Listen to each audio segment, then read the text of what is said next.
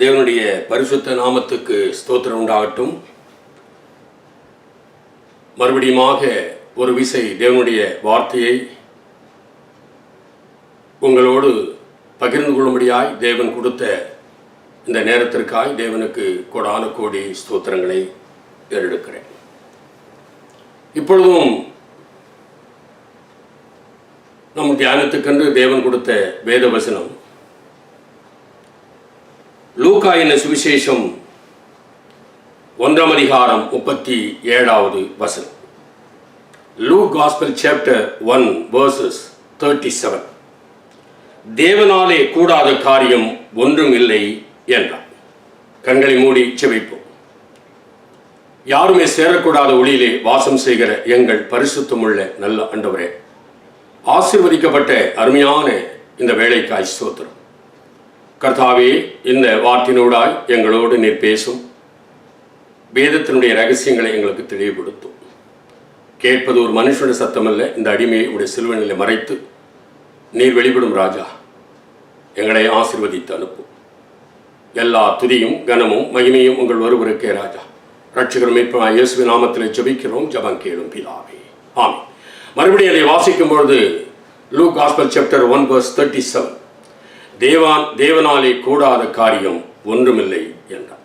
என் அருமையான தேவஜனமே, என் அருமையான என் சகோதரனே சகோதரியே, தேவனாலே கூடாத காரியம் ஒன்றுமில்லை. அவராலே எல்லாம் கூடும். மனுஷனால் அது கூடாது, ஆனால் தேவனால் எல்லாம் கூடும் என்று வேதத்திலே திட்டவட்டமாய் வசனத்திலே சொல்லியிருக்கிறதை பார்க்கிறோம். ஆகினாலே வேத வசனத்திலே சில வசனங்களை பார்க்கும் பொழுது தேவனால் எல்லாம் கூடும், ஆனால் மனுஷனால் ஒரு சிலது கூடாது. மனுஷனால் ஒரு சில காரியங்களை செய்ய முடியாது. இந்த காரியங்களை அவர் செய்கிறபடினாலே எந்த மனுஷனும் எந்த மனுஷியும் இந்த காரியத்தை அவர் செய்வாரானால், அவர்கள் செய்வார்களானால் தேவன் என்ன சொல்லி எச்சரிக்கிறார் என்று வேதத்தை பார்க்க போகிறோம். ஆனால் வேதத்திலே பார்க்கிறோம், தேவனால கூடாத காரியம் ஒன்றுமில்லை, அவராலே எல்லாம் கூடும். அதுபோல மனுஷர்களுக்கு, மனுஷிகளுக்கு, ஜனங்களுக்கு தேவன் சில காரியங்களை சொல்லி எச்சரிக்கிறார். இதையெல்லாம் நீர் செய்வீரானால் இது கூடாது, அது கூடாமல் போய்விடும், அது கிடைக்காமல் போய்விடும், அந்த ஆசீர்வாதத்தை நீர் இழந்து விடுவீர் என்று வேதத்திலே தேவன் சில காரியங்களை நமக்கு சொல்லி வைத்திருக்கிறார். இன்றைக்கு அதைத்தான் பார்க்க போகிறோம். வேதம் சொல்லுகிறது தேவனால் எல்லாம் கூடும், அவராலே கூடாத காரியம் ஒன்றுமில்லை. அதுபோல மனுஷன் செய்கிற சில செய்கையினாலே சில காரியங்கள், சில ஆசீர்வாதங்கள் அவருக்கு வராமல், அந்த காரியங்கள் கூடாமல் போய்விடும். அது என்னவென்றுதான் பார்க்கிறோம். முதலாவதாக ஒரு வசனத்தை பார்ப்போம். எபிரேயர் 11 அதிகாரம் 6 வசனம். ஹீப்ரு சாப்டர் 11 verse 6 அதிலே வாசிக்கிறோம். எபிரேயர் 11 அதிகாரம் 6 வசனத்திலே வாசிக்கிறோம். விசுவாசம் இல்லாமல் தேவனுக்கு பிரியமாயிருப்பது கூடாத காரியம். ஏனென்றால் தேவனிடத்தில் சேருகிறவன் அவர் உண்டென்றும், அவர் தம்மை தேடுகிறவர்களுக்கு பலன் அளிக்கிறார் என்றும் விசுவாசிக்க வேண்டும். வேதத்திலே வாசிக்கிறோம், விசுவாசம் இல்லாமல் தேவனுக்கு பிரியமாய் இருப்பது கூடாத காரியம். ஆனால் வேதத்திலே பார்க்கிறோம், தேவனால் எல்லாம் கூடும்.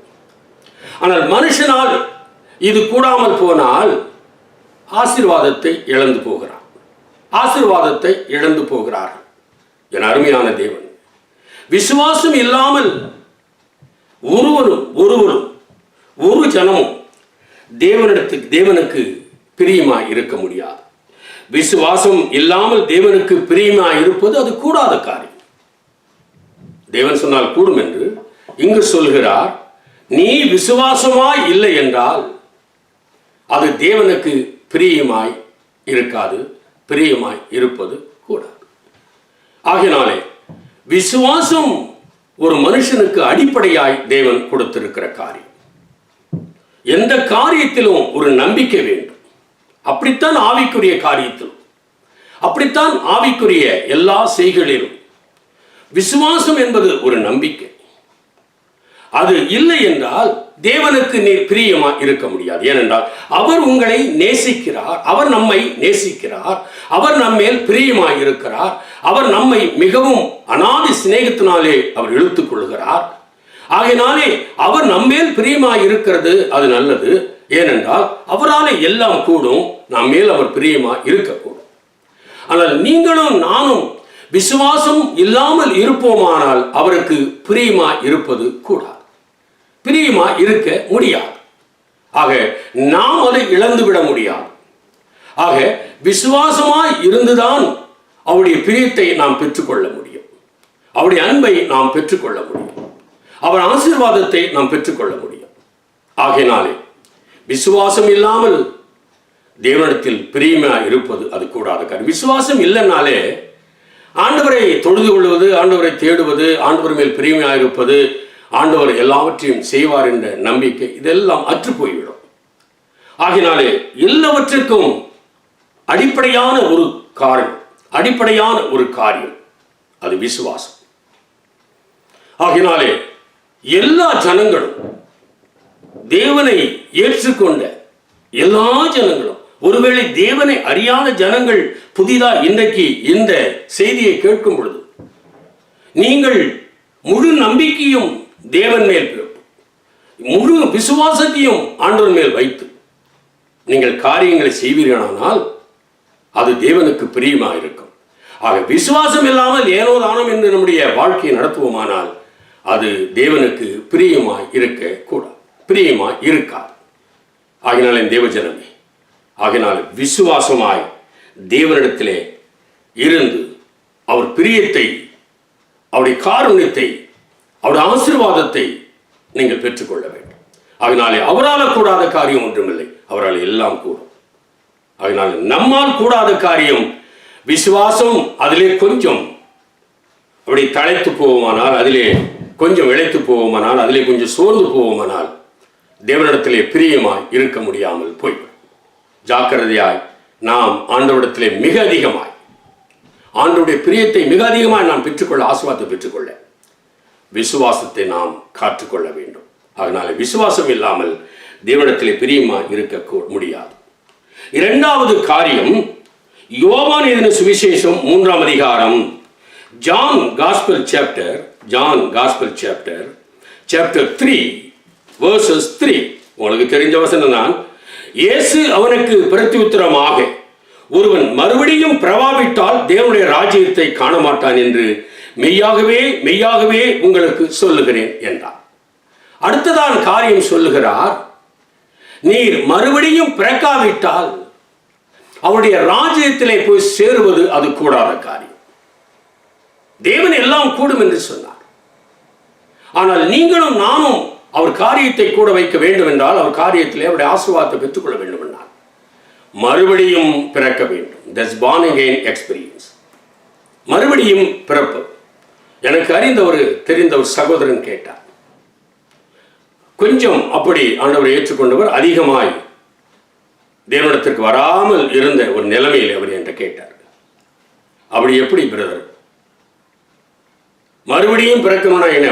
ஒரு நேரம் தாயிலிருந்து வயிற்றிலிருந்து பிறந்துட்டான், தாய் வயிற்றிலிருந்து இந்த உலகத்திற்கு வந்துட்டான், பிறந்துட்டான். மறுபடியும் பிறப்பது என்றால் என்ன? அவர் உடனே உட்காருங்க பிரதர் என்று சொல்லி காரியத்தை தெளிவுபடுத்தினேன். நீர் தாயிடத்திலே பிறந்தது நல்லது, அந்த கர்ப்பத்தையும் உருவாக்கினவர் தேவன் தான். அந்த கருவை தேவன் கண்கள் கண்டது. அந்த கரு உருவாவதற்கு முன்னே அவையங்களை அவர் சிருஷ்டித்தார், எழுதி வைத்திருந்தார், இப்படி எப்படிலாம் அவையங்களை வைக்க வேண்டும் என்று. அதுக்கு பிற்பாடு நீ உலகத்தை காணும்படி தாயினுடைய வயிற்றிலிருந்து வந்த பிறகு நீங்கள் மறுபடியும் பிறக்க வேண்டும் என்ற காரியம் என்னவென்றால், நீங்கள் எல்லா வளர்ந்து வருகிற வயதில் எல்லா அசுதியான காரியங்களையும், எல்லா அசுத்தமான காரியங்களையும், தேவனுக்கு பிரியமில்லாத காரியங்களையும் எல்லாவற்றையும் விட்டொழித்து மறுபடியும் ஒரு புது மனுஷனாக, இந்த உலகத்துக்குரிய மனுஷனாக இல்லாதபடி உன்னதத்துக்கு இருக்கிற ஏற்ற ஒரு மனுஷனாய் நீங்களும் நானும் நம்மை முழுவதுமாய் கழுவி, அவர் இரத்தத்தினாலே கழுவி சுத்திகரித்து மறுபடியும் ஒரு தேவனுக்கு ஏற்றவராய் வாழ்வதுதான் மறுபடியும் பிறக்கிற அனுபவம் பிரதர் அப்படின்னு சொன்னார். இவ்வளவு அர்த்தங்கள் அதிலே இருக்கிறதா என்றவர் ஆச்சரியப்பட்டு அந்த ஸ்தலத்தில் இருந்து அந்த நேரத்தில் இருந்து அவர் மிகவும் ஜாக்கிரதையாய் வாழ ஆரம்பித்தார். என் அருமையான தேவஜனமே, நம்முடைய ஒரே குறிக்கோள் நம் இந்த உலகத்திலே படுகிற பிரயாசம் எல்லாம் ஏன்? நம்முடைய வாழ்க்கை இந்த உலகத்திலே கொஞ்ச காலம், இந்த உலகத்தை விட்டு நாம் பிரியும் பொழுது நமக்கு நித்தியம் என்று ஒரு எட்டர்னல் லைஃப் இருக்கிறது. அந்த நித்தியத்திற்காக தான் ஓடிக்கொண்டிருக்கிறோம். ஆகையினாலே மறுபடியும் பிறந்து மறுபடியும் நம்மை புது மனுஷனாக்கி பழையதையாவும் ஒளிந்தலை எல்லாம் புதிதாதினே என்று சொல்லி ஒரு புது மனுஷனாய், ஒரு பாவம் இல்லாத மனுஷனாய், ஒரு துன்மார்க்கம் இல்லாத மனுஷியாய், எந்த விதமான ஆண்டவருக்கு பிடித்து இல்லாமல் எந்த ஒரு தேவனுக்கு பிரியமில்லாத காரியத்தை செய்யாதபடி, பார்க்காதபடி, கேட்காதபடி, பேசாதபடி, நினைக்காதபடி தேவனுக்கு உகந்தவனாய் நீங்களும் நானும் வாழ்வதுதான் அது மறுபடியும் பிறந்த ஒரு அனுபவம். ஆக மறுபடியும் நானும் நீங்களும் பிறவாவிட்டால் தேவனுடைய ராஜ்யத்திலே சேருவது அது கூடாத காரியம். முதல் சொன்னார், விசுவாசமல் இல்லாமல் இருப்பும் என்றால் தேவனுடைய பிரியத்தை பெற்றுக்கொள்வது கூடாத காரியம். இரண்டாவது சொல்லுகிறார், நீர் மறுபடியும் பிறக்காவிட்டால், பானகேன் உங்களிடத்திலே வரவில்லை என்றால், நீர் தாயின் வயிற்றிலிருந்து வெளியிலே வந்து இந்த உலகத்தை கண்டு அநேகமான அசுதிகளும் அநேகமான பொல்லாத சத்துக்களாலும் இழுக்கப்பட்டு அதை விழுந்து இந்த உலகத்துக்குரியவளாய் நீங்களும் நானும் வாழ்வோமானால் அந்த மறுபடியும் பிறக்கிற அனுபவம் உங்களுக்கும் எனக்கும் வராது. ஆக அந்த உலகத்துக்குரிய காரியத்திற்கல்ல, உன்னதத்துக்குரிய காரியத்திற்காய் தேவனுக்கு ஏற்ற பிரியமுள்ள பிள்ளைகளாய் நீங்கள் மறுபடியும் உங்களை புதுப்பித்து கழுவி சுத்திகரித்து நீங்கள் மறுபடியும் பிறக்கிற பிறப்பு அதுதான் மறுபிறப்பு. அது மறுபடியும் பிறக்கிற அனுபவம். அப்படி இருப்போமானால் தேவனுடைய ராஜ்யத்தை நாம் சுதந்திரித்துக் கொள்ள முடியும். மறுபடியும் நாங்கள் பிறவாக மாட்டோம், இப்படியே இருப்போம்னால் தேவராஜ்யத்தை நாம் சுதந்திரித்துக் கொள்வது கூடாத காரியமாய் போய்விடும். என் அருமையான தேவஜனமே, விசுவாசிகள் அல்லலே சொல்லுவோம். ஆமேன், ஆமேன். தேவன் உங்களை ஆசீர்வதிப்பாராக. கர்த்தர் சொன்னார், நிச்சயமாய் அவரோடு கூட விசுவாசத்தோடு கூட இருந்து அவருக்கு பிரியமாய் இருப்பது நல்லது.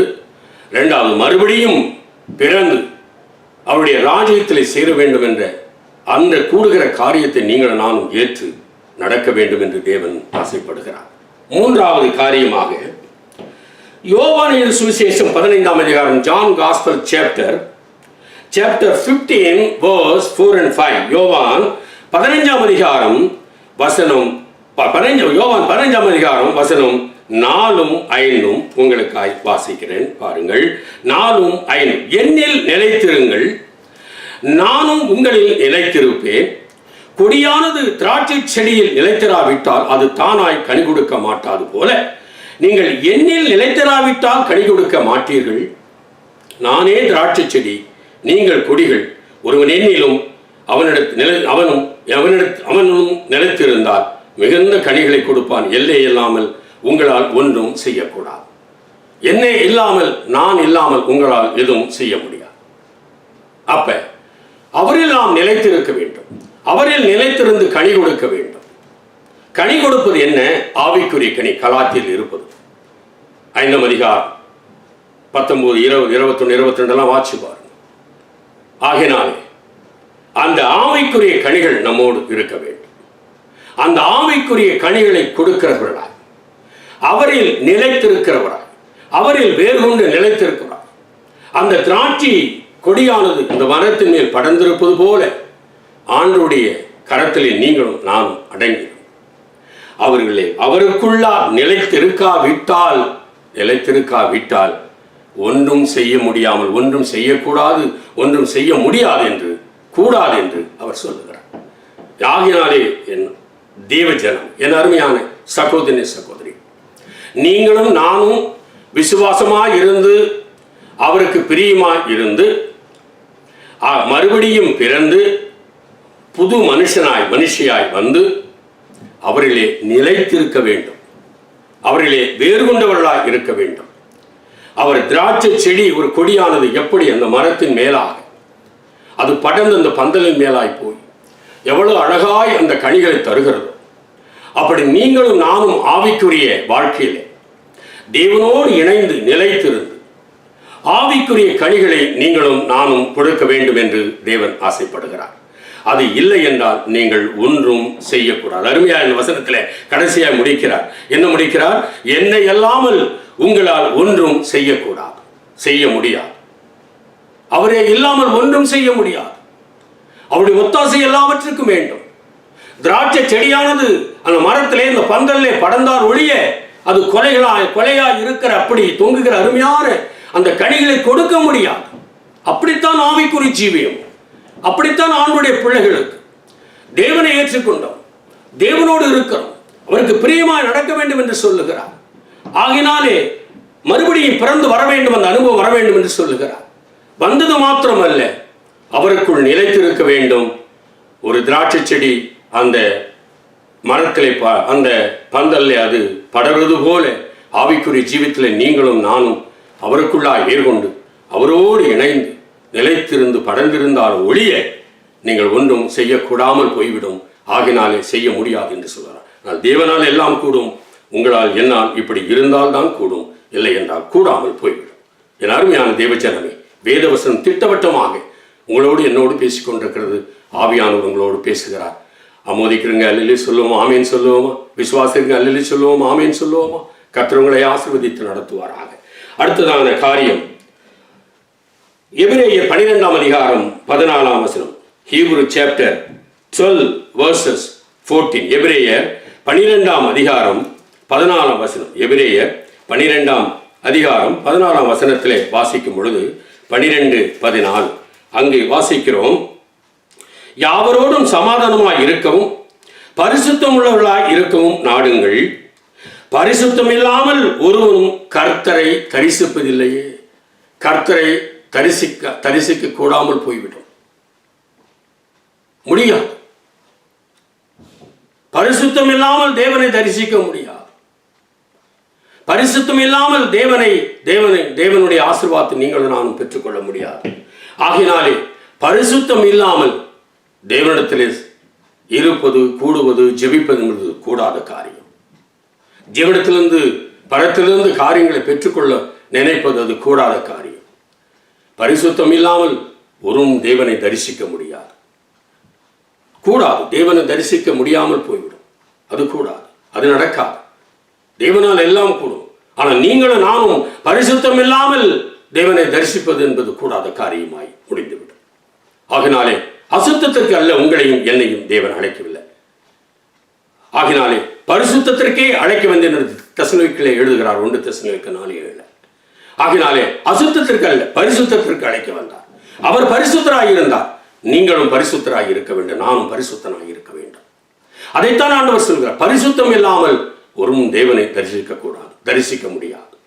ஆகினாலே எல்லாம் தேவனால் கூடும், ஆனால் நம்மளாலும் கூடும் என்றால் இப்படிப்பட்ட காரியங்களை நீங்களும் நானும் விட்டு ஆண்டவருடைய காரியத்தை பின்பற்றுவோமானால் நம்மாலும் எல்லாவற்றையும் செய்யக்கூடும், செய்ய முடியும்.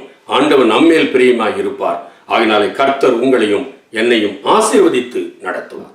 ஆகினாலே எல்லாம் கூடும் என்ற ஆண்டவருடைய வார்த்தையின்படி, வசனத்தின்படி நீங்களும் நானும் நடப்போமானால் கர்த்தர் உங்களையும் என்னையும் நடத்துவார். எப்படிப்பட்ட நிலைமையில் நீங்கள் இருந்தால் தேவன் இப்படிப்பட்ட காரியத்தை சொல்லி இருக்கிறார், இதை நீங்களும் நானும் பின்பற்றுவோமானால் நம்மால் எல்லாம் கூடும், நமக்கு எல்லாம் வாய்க்கும், நம்முடைய குடும்பம் நல்லாய் செழிக்கும், நம்முடைய வாழ்க்கை நல்லாய் இருக்கும், நம் பிள்ளைகள் நல்லாய் சுகித்து இருப்பார்கள், நம்ம ஊழியம் அருமையாய் நன்றாய் இருக்கும். எல்லாம் கூடி வரும், எல்லாம் கூடி வரும். தேவனால் கூடாது ஒன்றுமில்லை. ஆனால் கூடாமல் இருப்பதற்கு தடையாயிருக்கிற இப்படிப்பட்ட காரியங்களை நீங்களும் நானும் முற்று முடியாதை விட்டொழிந்து, ஆக தேவன் எல்லாம் கூடும் என்று சொல்லுகிற தேவனை நோக்கி, ஆண்டவரே எனக்கு எல்லாவற்றையும் நீர் கூட செய்ய வேண்டும், எல்லாவற்றையும் எனக்கு வாய்க்க செய்ய வேண்டும் என்று தேவனிடத்தில் கேட்கும் பொழுது இப்படிப்பட்ட சொன்ன காரியங்களை நாம் விட்டொழித்து ஆண்டவருடைய காரியங்களை, ஆண்டவருடைய ஆசீர்வாதங்களை பெற்றுக்கொண்டால் தேவனால் நம்முடைய வாழ்க்கையிலே செய்யக்கூடாத காரியம் ஒன்றுமில்லாமல் இருக்கும். தேவன் எல்லாவற்றையும் அவர் செய்வார். எல்லாவற்றையும் ஒரு தடை நம்மிடத்தில் இருந்து அவருக்கு இருக்காது. ஐயோ, என் மகன் என் மகள் எனக்கு உகந்த பிள்ளைகளாய், இந்த குடும்பம் எனக்கு உகந்த ஒரு குடும்பமாய் இருக்கிறபடினாலே நான் எல்லாவற்றையும் இந்த குடும்பத்திற்காய் செய்யட்டும், இந்த மகனுக்காய் இந்த மகளுக்காய் நான் செய்யட்டும், இந்த பிள்ளைகளுக்காய் செய்யட்டும் என்று ஆண்டவர் நீங்கள் கேட்பதற்கு முன்னாய் எபேசியர் 3:20 படி நீங்கள் வேண்டிக் கொள்ளும் நினைக்கிறதற்கு மேலாக தேவன் உங்களுக்கு கிரியை செய்வார். ஆமென் சொல்லுவோமா? அல்லேலூயா சொல்லுவோமா? வேத வசனத்திலே வாசிக்கிறோம். மத்தேயு 19:26 மேத்யூ 19:26 வாசிக்கிறோம். மத்தேயு 19:26 அதில் சொல்லப்படுகிறது. மத்தேயு 19:26 உங்களுக்காக எடுத்து நான் வாசிக்கிறேன் பாருங்கள். மத்தேயு 19:26 அதிலே வேதத்திலே தேவன் திட்டவட்டமாக சொல்லி வைக்கிற காரியத்தை பாருங்கள். 19:26 என்ன சொல்லப்பட்டிருக்கிறது? இயேசு அவர்களை பார்த்து, மனுஷரால் இது கூடாதுதான், தேவனாலே எல்லாம் கூடும் என்று வேதத்திலே வாசிக்கிறோம். எரேமியா 32:27 சொல்கிறார், தேவன் மாம்சமான அனைவருக்கும் தேவன், என்னால செய்யக்கூடாத ஒரு அதிசயம் உண்டோ? தேவன் கேள்விக்குறி போட்டு நிறுத்துகிறார். அவரால் எல்லாம் செய்யக்கூடும். நீங்களும் நானும் அவர் செய்யக்கூடாதபடி இப்படிப்பட்ட காரியத்தை விட்டொழிக்காதபடி அது பற்றி கொண்டு அதிலே இருப்போமானால் தேவன் நமக்கு செய்ய நினைத்திருக்கிற ஆசீர்வாதமான காரியங்கள் கூடாமல் போய்விடும். ஆகினாலே தேவனால் எல்லாம் கூடும், மனுஷனால் இது கூடாது. ஆதியாகமம் 18:14 வாசிக்கிறோம். ஆதியாகமம் 18:14 அங்கேயும் கூட பாருங்கள். 18:14 ஆண்டவர் சொல்லுகிறார். 18:14 வாசிக்கிறோம். என்ன சொல்லப்படுகிறது? அங்கே கர்த்தரால் ஆகாத காரியம் உண்டோ? உற்பவ கால திட்டத்தில் உன்னிடத்திற்கு திரும்ப வருவேன், அப்பொழுது சாராள் ஒரு குமாரனோடு இருப்பான் என்று தேவன் சொன்னார். கர்த்தரால கூடாத காரியம் ஒன்று உண்டோ? ஒன்று உண்டா? ஒன்றுமில்லை, எல்லாம் அவராலே கூடும். ஆனால் அது கூடாதபடி, அது சேராதபடி, அந்த ஆசீர்வாதம் வராதபடி இப்படிப்பட்ட காரியங்களை நாம் விட்டொழித்து ஆண்டவரிடத்திலே சேரும். ஆண்டவரே, என்னை நீர் நினைத்திருக்கிறீர். ஆண்டவரே, உமக்கு ஸ்தோத்திரம் ஐயா. காரியங்களை எனக்கு நீர் வாக்கி செய்கிறவர் அல்லவா? ஆகினாலே நீ காரியங்களை எல்லாவற்றையும் எனக்கு கூடி வரும்படி செய்யும் என்று கர்த்தரிடத்தில் ஒப்புக் கொடுப்போமா?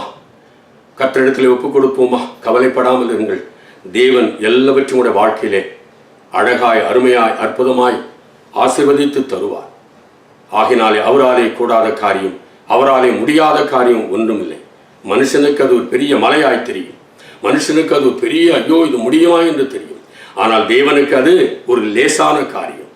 ஆகினாலே சகோதரியே, நீங்கள் எந்த நிலைமையில் இருந்தாலும், ஐயோ இது நடக்குமா, இப்படிப்பட்ட வேலை கிடைக்குமா, இப்படிப்பட்ட காரியங்கள் எனக்கு கூடி வருமா, இப்படிப்பட்ட என்னுடைய பிஸ்னஸில் இப்படிப்பட்ட காரியங்கள் எல்லாம் எனக்கு வந்து ஒரு நல்ல லாபம் கிடைக்குமா, என்னுடைய ஆவிக்குரிய வாழ்க்கையில் இன்னும் நான் அதிகமாய் தேவனை குறித்து அறிந்து தெரிந்து இன்னும் என்னுடைய ஆவிக்குரிய வாழ்க்கையிலே நான் முன்னேற முடியுமா, ஆண்டவரை இன்னும் நான் அதிகமாய் பற்றிக்கொள்ள முடியுமா, அவருக்குள் நான் நிலைத்திருக்க முடியுமா? ஆகினாலே எல்லா நெருக்கங்கள் எனக்கு இருக்கிறதே, நான் என்ன செய்வேன் என்று புலம்பிக் கொண்டிருக்கிறியா சகோதரியே, எல்லாவற்றையும் விட்டுவிடுங்கள். ஏனென்றால் ஆண்டவர் சொல்லுகிறார், என்னாலே கூடாத காரியம் ஒன்றுமில்லை, என்னால் எல்லாம் முடியும். Nothing is impossible with me, everything is possible என்கிறார். எல்லாம் என்னால் முடியும் என்கிறார். அதனாலே கர்த்தர் உங்களை ஆசீர்வதித்து நடத்தும்படி, அவர் திருவுளம் பெற்றிருக்கிறபடினால், அவர் பிரியமாய் இருக்கிறபடினாலே, அவரோடு கூட இந்த சொன்ன காரியங்கள் எல்லாவற்றையும் வைத்து ஜெபித்து, ஆண்டவரே எங்களுக்கு அது பெரிய ஒரு ஆண்டவரே ஒரு பெரிய மதிச்சுவராய், பெரிய ஒரு மலையாய் அது தெரிந்தாலும் கூட உமக்கு லேசான காரியம் அல்லவா? நீர் காரியத்தை கூட செய்கிற தேவன் அல்லவா? நீர் எங்களுக்கு செய்து தார், எங்களை ஆசீர்வதித்து நடத்தும் ஆண்டவர் என்று சொன்னீர் என்றால் நிச்சயமாய் தேவன் நடத்துவார். கவலை கொள்ளாமல், கர்த்தர் வல்லவர், அவர் பெரியவர், அவர் மகத்துவம் உள்ளவர், அவர் மகிமை பொருந்தியவர், அவர் வானுடைய சிங்காசனம் பூமியில் பாதபடி என்று அமர்ந்து கொண்டிருக்கிறவர், அவர் மனுபுத்திரையும் கண்ணோக்கி பார்க்கிறவர். எந்த நேரத்தில் என் மகள் என்னை அழைப்பார்கள் என்று அவருக்கு உறக்கம் இல்லை, தூக்கம் இல்லை. அவர் எப்பொழுதும் விழித்துக் கொண்டே இருக்கிறார். நம்முடைய எல்லா கூக்குரலும் அவருக்கு எட்டப்படும். கர்த்தர் ஆசீர்வதித்து நடத்துவார். எகிப்திலே அன்றைக்கு இஸ்ரவேல் மக்கள் அழைத்த கூக்குரல் அவருக்கு எட்டப்பட்டது. ஒரு ஆரோனையும் ஒரு மோசையும் அனுப்பி வைத்தார் மீட்டு கொண்டு வர முடியாது. தேவனாகிய கர்த்தர் அப்படி உங்களுக்கும் எனக்கும் சகாயத்தை அனுப்புவார், ஆசீர்வதிப்பார், உங்களை வழி நடத்துவார். அவராலே கூடாத காரியம் ஒன்றுமில்லை. ஜெபிப்போமா? நல்ல ஆண்டவரே, ஆசீர்வதிக்கப்பட்ட இந்த அருமையான வேலைக்காய் ஸ்தோத்திரம். கர்த்தாவே, பிள்ளைகளோடு அருமையான சகோதரியோடு நீர் பேசியிருக்கிறீரப்பா. நீர் அப்படியாகவே உம்மால கூடாத காரியம் ஒன்றுமில்லை. ஆகினாலே அவர்கள் கூடாது என்று நினைக்கிற காரியங்களை அது கூடும் என்று என் தேவன் ஆண்டவருடைய வல்லமையை விளங்க பண்ணும்படியாக நாங்கள் ஜெபிக்கிறோம். எல்லா தடைகளையும் இயேசு நாமத்திலே உடைக்கிறோம். உடைய கரம் தாங்கி நடத்தட்டும், ஒவ்வொருவரையும் ஆசீர்வதித்து நடத்தும். நீர் அப்படி செய்கிறபடினாலே உமக்கு கோடி கோடி கோடி நன்றிகளப்பா. எல்லா துதியும் கனமும் மகிமையும் உங்கள் ஒருவருக்கே ராஜா. நேற்றும் இன்று என்று மாறாத எங்கள் இரட்சகரும் மீட்பருமான இயேசு கிறிஸ்து நாமத்தின் மூலம் கெஞ்சுகிறோம், ஜெபம் கேளும் பிதாவே. ஆமென், ஆமென், ஆமென். அல்லேலூயா. God bless you. நிச்சயமாய் தேவன் உங்களை ஆசீர்வதித்து நடத்துவார். எல்லா காரியமும் உங்களுக்கு கூடி வரும். ஆமென், ஆமென். நீங்க தொடர்ந்து எங்களுக்காக ஜெபியுங்கள். எங்களுடைய ஊழியம் ஓப்பன் டோர் காஸ்பல் மினிஸ்ட்ரிஸ், அதாவது திறந்த வாசல் சுவிசேஷ தமிழ் திருச்சபை. உங்களுக்கு எதுவும் ஜெபக்குறிக்க இருக்குமானால் எங்களுடைய இமெயிலில், அதாவது வெப்சைட்டில் இருக்கிற இமெயிலில் நீங்கள் எங்களை கான்டாக்ட் பண்ணி உங்களுடைய ஜெபக்குறிப்பு அனுப்பிவிடானால் நான் உங்களுக்காக ஜெபிப்பும், நீங்கள் எங்களுக்காய் ஊழியத்திற்காக ஜெபித்துக் கொள்ளுங்கள். கர்த்தர் உங்களை ஆசீர்வதித்து நடத்துவாரா.